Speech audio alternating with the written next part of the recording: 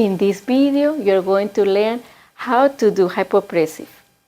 I am Dr. Alexandra Chaux, Doctor of Physical Therapy, certified in the hypopressive method by Dr. Carfres. Before I continue, don't forget to subscribe to my YouTube channel and check my website for amazing content. Hypopressive is not just about breathing, it's not about just the abdomen. Hypopressive is a method that focuses in the posture. Hypopressive is going to help you to have a better posture by normalizing the tone in the whole body.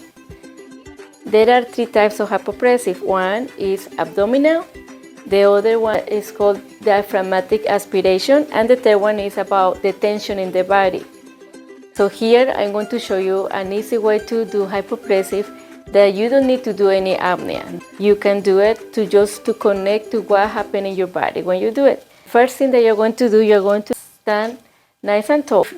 Try to feel where is the weight in your feet. If you feel like you are leaning forward, try to go a little bit back. The feet align with your hips. You're going to see where is the pelvis. So you're going to center your pelvis.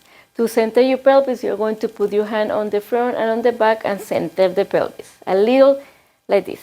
You're going to stretch your hands. Going to go like this. Like someone is pulling your hands. You're going to do a double chin. So I want you to connect with your posture. So in this position, bend your wrist up. Bring the hands up at 45 degrees, then at 90 degrees, and check if you can see your hands without turning your head to the sides. Slowly rotate your hands. Your thumbs will be facing to the floor. Here you're going to bring your weight toward the toes, maintaining the double chin. Your eyes are looking forward. Pay attention how is your neck. In this position, slowly you bring the fingertips to your hip bone. Here, I want you to slowly bend your knees.